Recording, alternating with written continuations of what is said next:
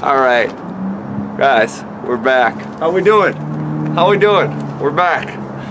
Me and Lily outside. It's beautiful out in Minnesota. After 7 months of blistering cold and hell, we're back. We're back. It's beautiful. All right, just got done with an 8-hour shift. I ran home to record. Here we are. I got a new job, managing a warehouse now, guys. So you know, get to yell at the people and tell them what to do. No, I'm just kidding. I help out a lot. All right, we're back. René, Guénon, chapter 4 and 5. Then we got, I think, 2 more videos out of this book, and then I think I'll jump into it right after this. I think we're gonna spend the summer. The next video is gonna be another Heidegger one. I think we're gonna spend the summer doing Heidegger, Being in Time, and Introduction to the Hindu Studies. I think it's called. It's Introduction to the Hindu Doctrine, I think, maybe. I can't remember which one it is. But,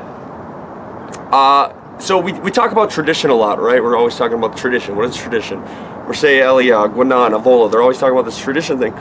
This book is going to be taking the Hindu religion and showing you what the tradition is. So when they talk about the tradition, this is what it's going to be, okay? And I think that's a 400-page book. Being in Time is, 500 pages. So we're going to probably spend the summer doing those books. I think we're going to get about 40 to 30 parts out of those books, and I'm going to be working a lot. So we're going to finish this, and then I think I'm going to start doing live streaming. Since Being in Time and the introduction book is going to take quite a while, I think I work a lot, but I think every Sunday I'm going to try to do a live stream. I'm going to try to do it more midday so I have more energy. I don't really want to do it at night, so more morning or midday. So if you ever want to join those, I think I'm going to try to do my first one. I'm going to upload this video tonight, Friday, and in 2 days, hopefully I should be doing it. So I don't know if I'm going to do politics stuff on there or just some essays. I'm still thinking about it. I actually don't have a plan for it yet. We're going to kind of free ball it, but you guys can come on in. All right, let's start. Chapter 4. Brahmins and Kshatriyas, their respective nature. We're going to learn about the nature of these people. We've been talking about them a lot. Here we go. Brahmins, their nature is obviously wisdom. And the Kshatriyas, their nature is going to be strength. And the Sphinx symbolizes this with a human head, which is obviously the wisdom, which directs, and the body of a lion, which equals strength, and that the body acts, right? Head thinks, body acts. There we go. Pretty easy. Look at Guénon's not that complicated, guys. What do you even need me for? It's here. It's so simple. It's all so simple. I don't need that pen. We're not writing. All right. Always represented at rest, for the temporal power is taken here in the non-acting state, in the divine principle, which unifies the spiritual / temporal and is the common source.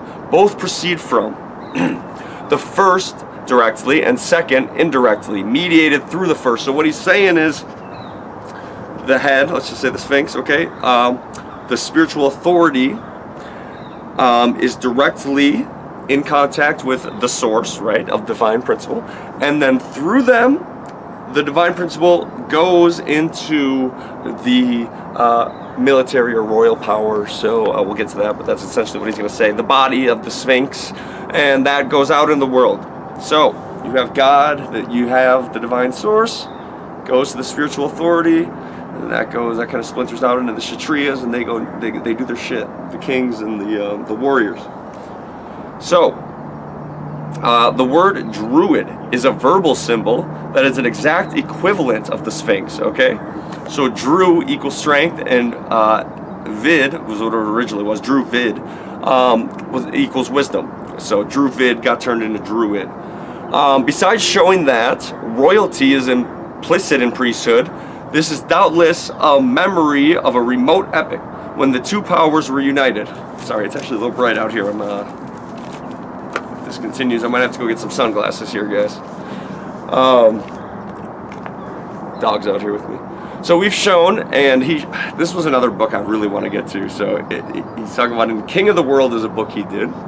And that book is about Agartha and Hyperborea and the original stories of Agartha and Hyperborea.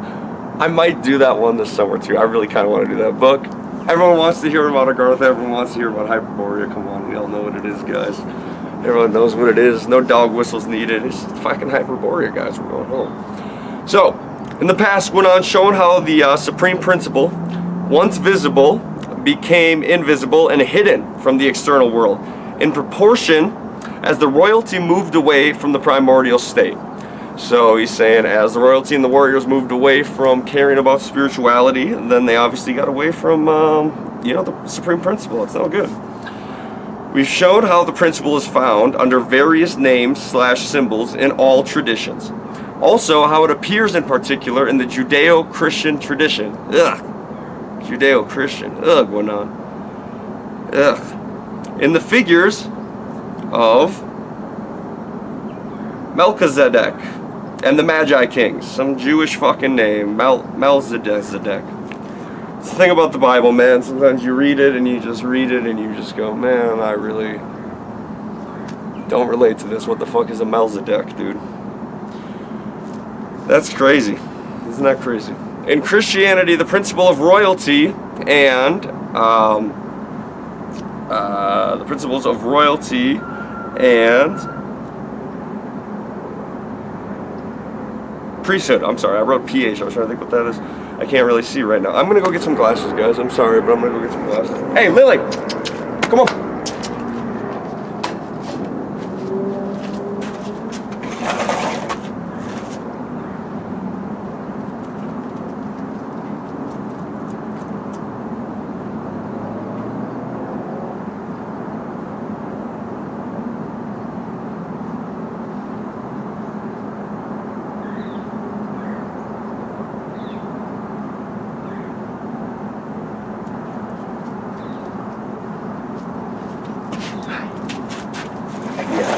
There we go.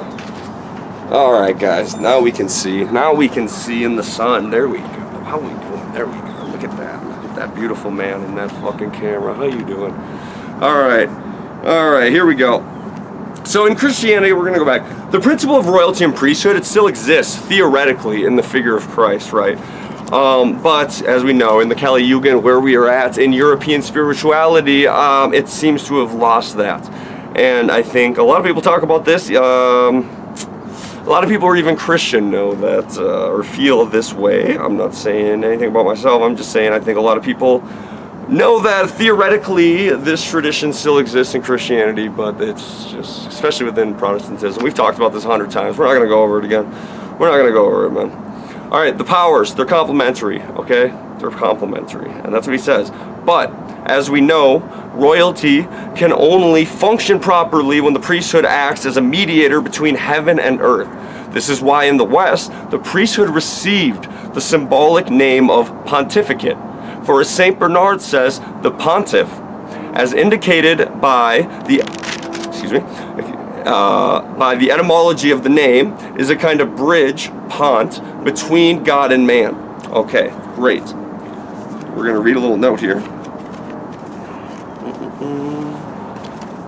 Everybody loves the notes. This one going on really dives deep, isn't it, guys? Hey, do you like the no cuts? Do you like when we just have this dead air, like when I went to get the glasses? That's fun, isn't it? Isn't that great? That's fun. That's fun. Hey, listen to me flip these pages while I find this note. Isn't that fun? All right.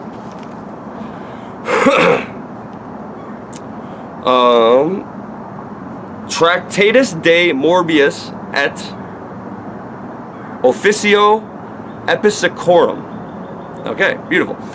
In this connection, and in reference to what we have said about the Sphinx, it is to be noted that the latter represents Harmarikes or Hormakutes, the Lord of the two horizons. That is, the principle uniting the two worlds, the sensible and the supersensible, or the terrestrial. Okay? So, what's in the world, the sensible, and what's beyond the world, the terrestrial, the cosmological, the supersensible. And this is one of the reasons why, during the earlier period of Christianity in Egypt, the Sphinx was regarded as a symbol of Christ. I didn't know that. That's interesting. Another reason being that the Sphinx, like the griffin spoken of by Dante, is the animal of two natures, and as such represents the union of the divine and human natures in Christ. Yet a third reason can be found in the aspect by which it represents, as we have said, the union of the two powers, spiritual and temporal, priestly and royal, in their supreme principle. Boom, coming at you. All right. The primal source of the two powers is the celestial world, like we just kind of said in the note, which can be understood literally / symbolically. Okay, it is said the the Brahmin / priesthood equals the stable beings / cosmic order / immutable order. Okay, and the royal / so it's the royal in the west, but in the right it's, you know, in the east it's the Kshatriyas. In the Hindu doctrine equals the changing beings. In the other word, belonging to the social order / mutable order. Okay, so that's what we're saying here. Obviously, we know that. This is all easy, guys, right? This is nothing. What do you even need me here for? This is nothing. All right.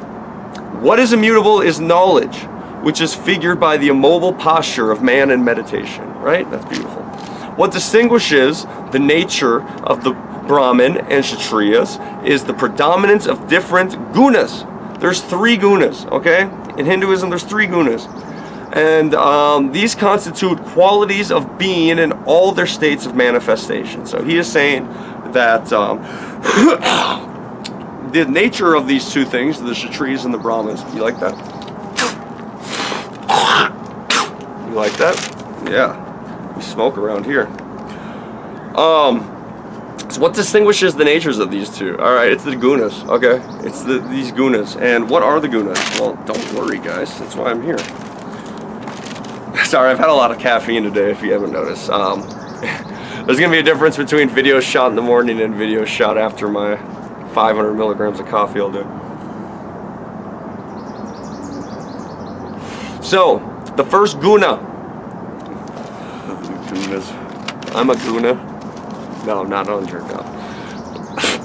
The sattva, conformity to the pure essence of universal being, which is identified with intelligible light or knowledge and represented as an ascending tendency. Okay, so obviously, sattva seems to be the guna.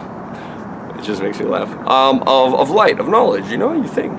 This being, the light being, okay, and of ascending, okay. We know knowledge helps us ascend. We know going towards the light in life and not the darkness helps us ascend. It's obvious, right, guys? The rajas. This is the expansive impulse by which the being develops within a certain state, and so to speak, at a determined level of existence. So let's say, you know, you're originally in the sattva, you're moving up, and then your guna turns more into the raja. You're like, okay, I made it 5/8 of the way up the hierarchy. This is where I'm feeling. Now I'm going to expand outward. Let's say I've moved up a corporate, okay, I'm just going to do it in corporate terms. We've moved up a corporate ladder, and now you're a fucking assistant CEO, okay? But that's it. You're no longer in the sattva, you're in the raja, you're not going any more higher, okay? You're going to expand outward. You're going to take your role 5/8 of the way up the hierarchy. Now you're moving out into the world, okay? You're no longer moving upwards, okay? You're developing within a certain state. And then last, the tamas, the last guna. Obscurity assimilated to ignorance and represented as a descending tendency. This is the darkness. This is the not good place. Okay, we don't like the tamas, okay? If you see someone with a tama guna, you say, get the fuck out of here, tama guna. I don't have time for this. Okay, so the Brahmin equals the sattva, okay? The Brahmins are always the light. The Brahmins are always the knowledge. The Brahmins are always ascending, in a perpetual state of ascending, as it should be. And they're orientating towards the suprahuman states, right? That's the ascending, okay. And their realizations of the possibilities contained in the human state is the Kshatriyas. We know that, and those are the Rajas. And I guess the Tamas would be the fucking demons, the devils, the shitbags, I guess. I don't know. He didn't say that. I'm adding that. I'm adding that one. But we know from what Guénon tells us what the sattva is and what the raja is, okay? Now, the Kshatriya path, the raja path, it could be called a devotional path, right? And this is the Sanskrit term, okay? Bhakti, okay? Sanskrit term for devotional is bhakti. The path that takes as its points of departure an element of an emotive order. Emotional fucks. These guys. What are you going to do about it? All right. The emotive element is nowhere so developed as here, where it colors the expressions of the entire doctrine with a special tinge. Ooh, that is beautiful. I'm sorry I made fun of him and called him a modem. Because, obviously, I think Brahmins would be more dry, intellectual, while bringing light to the world and bringing order to the world, they are a bit dry, right? The Rajas, the action, this is what brings the special tinge, the flavor into life, the colors of life, right? Is the action of life, right? You can't meditate forever. You need a little bit of color. You need a little bit of action in life. So page 37, paragraph 2, it looks like. This last remark allows us to understand the true raison d'etre of these, that's the reason of being, of these religious forms. They are especially suitable for races whose aptitudes are, generally speaking, directed above all towards action. Who are you talking about, Guénon? Which race are you talking about? Those races, that is which, when envisioned collectively, exhibit a preponderance of the Rajasic element. Fuck you, wind. This is the situation we find ourselves in the Western world. Oh, he was talking about white people. That's crazy. Wow, who would have thought? Which is why, as we have explained elsewhere, the Christ of the modern world, go back to that. That's a great video. My highest rated video. Not to brag or anything, guys. I kind of got 200 views on YouTube. And it is said in India, if the West were to return to a normal state and acquire a regular social organization, many Kshatriyas would be found there, but few Brahmins. Okay, fair enough. Where's my dog? There she is. Fair enough, all right. If you annex the West, there'd be a lot of warriors, a lot of devotional people devoting themselves to, vocations, so your psychologists, doctors, you got these people. We got a lot of these people, for sure. We got a lot of, fighters. We got a lot of this. But where are the Brahmins, Guénon says? Where are the Brahmins in the West? Other than here, talking to you. And this also explains why religion, understood in its strictest sense, is properly Western. And why there does not seem to be a pure spiritual authority in the West, or at least any that asserts itself outwardly as such, with the characteristics we have just described. Nevertheless, where in the West is that? Where is the spiritual authority guiding the royalty? It's nowhere. We have bankers guiding the royalty. Now we have bankers guiding the royalty who guide the spiritual people, and that's why we're all on fucking drugs, because we are the spiritual people, and then they've drugged us with SSRIs and pineal gland killing things that harden your soul. That's where we are now. Isn't that great, guys? Isn't this way better? Awesome.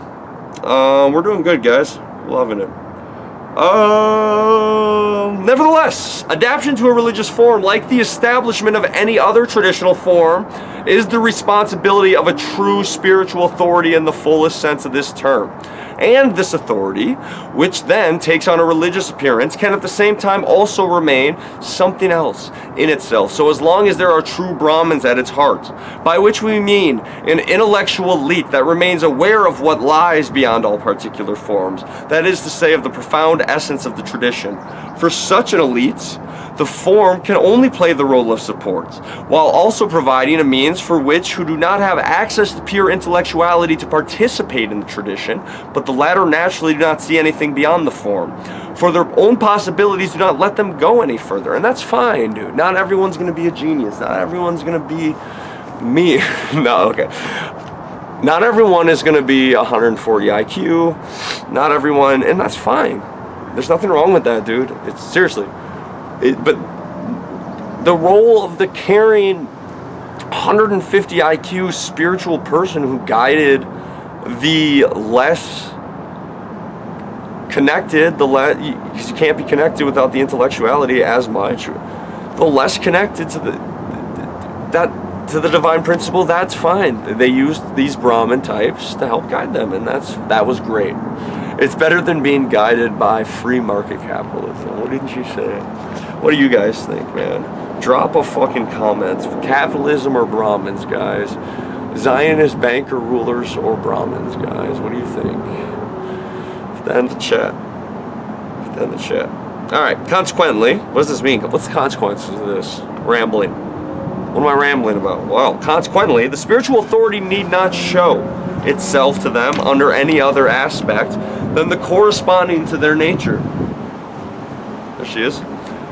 I'm sorry, symbolically it is said that when the gods appear to men, they always adopt forms in keeping with the nature of those whom they appear. Interesting. Interesting. People who give white people shit for depicting Jesus as white. Well, maybe he depicted himself to the Christians as white. Why is Jesus Mexican in Mexico? Maybe he showed himself to the Mexicans as Mexican guy, all right? And that's all right.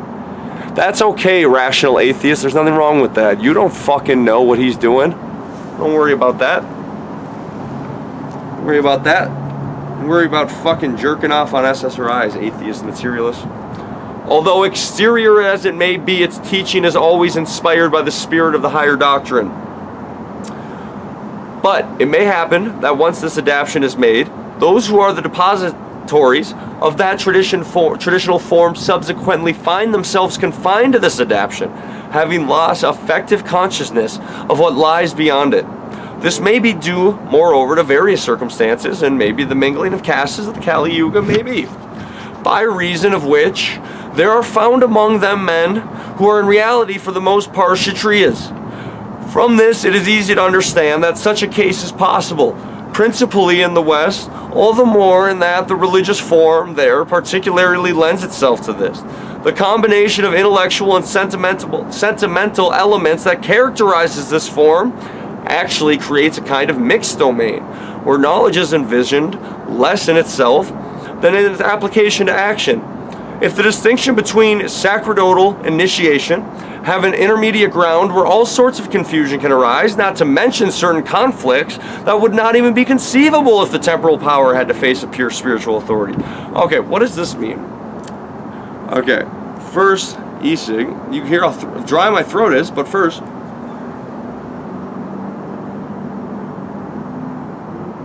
if the Kshatriyas take over, if the Kshatriyas come out on top, and they are now doing their thing without this, what did he call it, sacerdotal initiation, what does that mean? All this confusion arises because now we have pure action going on in the world without intellectuality and wisdom guiding it. What does that sound like? Does that sound like America in any facet? Does it?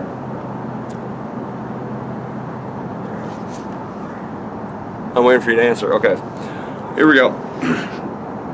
It is hard to know if the religious form of Catholicism still has consciousness of the integral tradition. It's hard to know. This was written 100 years ago. It may be less hard to know now. Alright? Who knows, man? With all this, Guénon wants us to know this. Even if this consciousness of the integral tradition had entirely disappeared, the fact remains that by the mere conservation of the letter and its protection from any alteration, every regularly constituted traditional form always maintains the possibility of its own restoration, which will one day take place if among its representatives there are those who possess the requisite intellectual aptitudes. Okay, white pill from Guénon. Okay, so even if the actual Catholic Church gets super corrupted, will these pre-Vatican II traditional Catholics be able to one day maintain the tradition because they are maintaining it even if it's on a minority status and on a minuscule level on which the, and I'm not saying this about the post-II church, I don't know enough about it, I'm a philosophy guy, I'm not a theologian guy, so, come here. So, is Guénon suggesting here that if traditional Catholics keep the doctrine down and conserve it to the letter and protect it from any alteration? Yeah, he is saying that, dude. Even if one guy in a cave is keeping the tradition and he comes out of that cave and spreads it again, it can be restored, man. That's a good white pill. We like that. We like to hear that. All right. Also, even authority that is only religious is nevertheless, even in the most unfortunate case, still a relative spiritual authority. Meaning, without being a fully effective spiritual authority, Guénon says we must always take the side of spiritual authority in a battle against temporal power, but only in principle, because it's not his place to get involved in the quarrels of the West, which here I wrote in parentheses, pussy. For this could never be our role. Okay, let's talk about that for a second. How do we feel about that, guys? obviously the ego in us, we don't like that, right? We're just gonna not get involved, right? Is that what we're gonna do? We're just gonna take the side of the spiritual authority and not get involved in the quarrels of the West. Well, very hard when your spiritual authority is very passive, right? And I'm not saying all Christians are passive, but we're not going to pretend we don't know the negatives of Christianity, and it's a very meek and passive nature, right? There's not many Christians walking around, and I am a Christian, I don't know, but there's not many Christians walking around with, black metal shoot Antifa members in the face shirts, and I do walk around with this shirt on, but I don't know. I think I agree with Evola. A more action-orientated disposition in the Kali Yuga is probably necessary, and it's unfortunate, right? Because we all want to just go to church and hang out with our family, and everyone wants that, right? Who doesn't want that? But things have to be more than that. Things have to be bigger than that, man. It's true. It's unfortunate, but it's true, man. Guénon, I like you, but. And most people would say I'm a fucking idiot, right? And maybe as we go on, hey man, I'm a Nietzschean and a Heideggerian. We're learning about Guénon and Evola together, okay? We're learning together. Most people would call me an idiot. You're a fucking moron, Jordan. No, actually, Guénon and the contemplative and spiritual path is where we're at, and that's actually, he was right about that, and Evola's a fucking narcissistic idiot. And a lot of people will say that, and to them I say fair. Alright, I'm not going to sit here and argue with you. Alright, the dependence of royalty on priesthood, chapter 5. Let us talk about social organization. We know the Kshatriyas belong to the exterior/outward power, and the Brahmins are the interior/inward power. It is between these two powers' harmony that there results the normal life of what can be called the social entity, right? Guénon says this shouldn't be confused with a living entity, okay? He's not a Spenglerian, okay? He's not going to say that social elements represent, or a good analogy for them is a biological organism. That is not something he's down. Okay, page 42. Here we go. In exchange for the guarantee of their power by the spiritual authority, the Kshatriyas must use this power to ensure that the Brahmins will have the means to peacefully accomplish their proper function of knowledge and teaching, sheltered from trouble and agitation. This is what is represented in Hindu symbolism by the image of Skanda, Lord of War, protecting the meditation of Ganesha, Lord of Knowledge. Fair enough. And these two, Ganesha and Skanda, are represented as brothers, both being sons of Shiva, which is another way of saying they both come from a common source, right? Their father, the common principle. Look at that. Isn't that beautiful? Isn't Hinduism beautiful? What happened to Indians, man? Now they just call you and try to scam you out of money. What happened? It should be noted that the same thing was taught even outwardly in the Western Middle Ages indeed. St. Thomas Aquinas expressly declares that all human functions are subordinated to contemplation as their superior end. So what, when considered properly, they all seem to be in service of those who contemplate the truth, the true raison d'etre of the entire government of civil life, fundamentally lying in the assurance of the peace necessary for this contemplation. The Kshatriyas are to keep the Brahmins a peaceful space in the world to meditate, right? So what I need, a cast of warriors to provide me with the space to make these videos for you guys. This is what I need. This is what we fucking need, guys, alright? Anyone who wants to sign up to be part of the Anti-Modern America Kshatriya Brigade, comment below. Thank you. I'm gonna go get a water bottle. Be right back.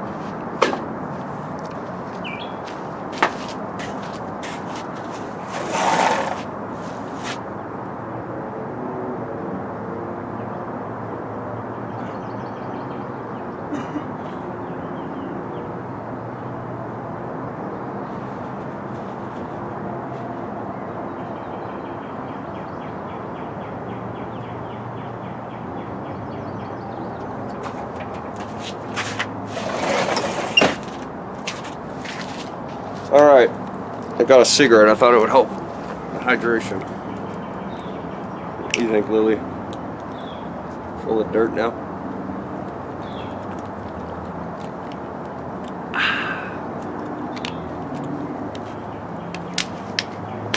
Here we go. Here we go, here we go, here we go. Alright, the place accorded. Let me light this. We'll try that again.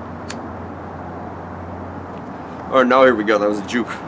The place accorded to the Kshatriyas and consequently to action, while subordinate, is nevertheless very far from negligible. We know this, guys, obviously, since it compromises all that can be called visible power, right? People who doubt the importance given to action and tradition need only read the Bhagavad Gita. For we must not forget that this work can only be understood if we recall that it was destined for us for use of the Kshatriyas. The Bhagavad Gita is for the Kshatriyas, he's saying. The temporal power order. The Brahmin exercise an almost invisible authority, like a pivot around which all contingent things turn. The fixed axis around which the world accomplishes its revolution, the pole or immutable center that directs and regulates the cosmic movement, and without participating within. Beautiful. Here we go, we got a long one here, okay. And then one more page, guys, we're doing this. Thank you for joining. The dependence of the temporal power on the spiritual authority has its visible sign in the anointing of kings, who are not truly legitimized until they have received investiture and consecration from the hands of the priesthood, implying the transmission of a spiritual influence necessary for the regular exercise of their functions. This influence has at times manifested itself outwardly with perceptible effects, and we can cite as an example the healing powers of the kings of France. Okay, he's saying there were benevolent, spiritual kings of France, which was indeed directly connected to their anointing, for the influence in question was not transmitted to the king by his predecessor, but received by the anointing, which shows clearly that this influence does not properly belong to the king, but is confirmed by the spiritual authority. The king is merely a depository of this influence, and consequently can lose it in certain circumstances, which explains why in the Christendom of the Middle Ages the Pope could release subjects from their oath of allegiance. Okay. And in the Catholic tradition, St. Peter is depicted holding in his hands not only the golden key of sacerdotal power, but the silver key of royal power. For the ancient Romans, these two keys were an attribute of Janus, signifying the keys to the greater mysteries and lesser mysteries. We've talked about that. Alright. Here, it should be noted that Janus represented the common source of the two powers, where St. Peter is properly the incarnation of the sacerdotal power. The two keys being transferred to him because it is through his intermediation that the royal power is transmitted. Okay? And the sacerdotal power is itself received directly from the source. Alright. And then he has a note, but we're not going to do that because we went over that in Crisis in the Modern World. No more cigarettes, those are bad for your health. Hey. We only smoke e-cigs around here. Sorry, it's really fucking hot out, guys. I didn't realize how hot it was before I came out here. We know things, maybe I'm just not used to it because I'm a fucking Nordic fuck who lives in 8 months of fucking snow. We know things are no longer in their proper place, and the hierarchy is inverted. It's important to note it is a grave error to view the powers as correlative or complementary, which can be hard because one's reason of being is complicated. Complementary. Oh yeah, because you know, the Kshatriyas being is complementary, so how can we not view it as that? Normally, they're viewed as one, being the supreme / ultimate jurisdiction of each other. Principle of the other, I'm sorry, I read that wrong. The complementary view is still an exterior view. Once complementary, the Kshatriyas still seem subordinate. Only later in the cycle's descent, historically, is it noticed. So what he's saying is, like, when the Kshatriyas revolt against the Brahmins in a certain society, it may take a little bit to see, okay? He's basically seeing that,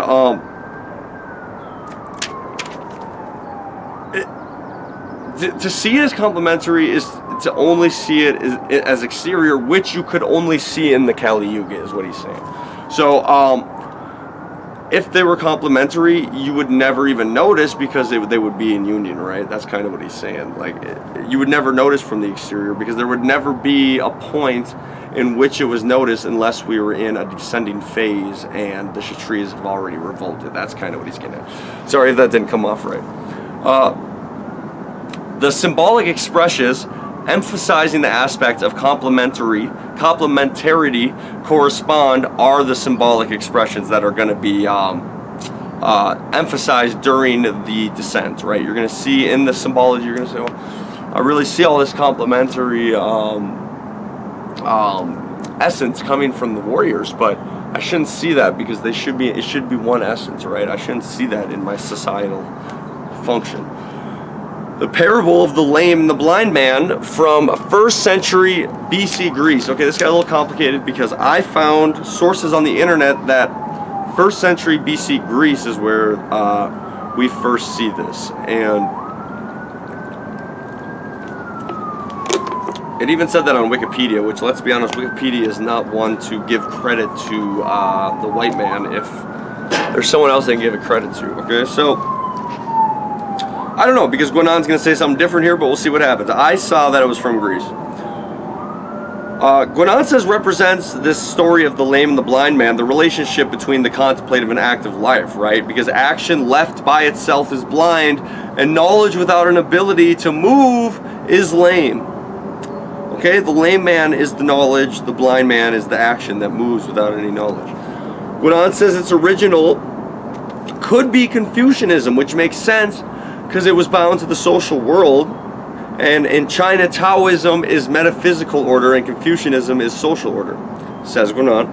The superiority is known by the lame man being on the blind man's shoulders, so we know that the lame man is superior because he's riding the top. No diddy. Supposedly, Confucius admitted himself while meeting Lao Tzu. Today, he said this. Confucius said this. He said, man, I don't even have the metaphysical knowledge, man. I'm all about the social order. Lao Tzu, you were my teacher. Lao Tzu. Sneeze. All right, today people see religion as only one aspect of the social order. That's bad. That's bad. Religion should be everything. Okay, religion should be the world. It should be, our whole world is through the religious end. It shouldn't be just one aspect of the social order on the same par as economics, right? But who made it like that? No, I'm just joking. That's not funny. This amounts to humanizing religion. Oh, I'm sorry. Today people see religion only as one aspect of the social order, whereas the social order should proceed from the religion, right? This amounts to humanizing religion as a purely sociological/psychological order. Fucking disgusting. Gross. In truth, there is no longer religion, for religion requires something superhuman. There we have it, guys. I hope you had fun today watching me die in this heat. I always have fun. I'll have a Heidegger video out soon. Join me on Sunday if you're watching this on Friday.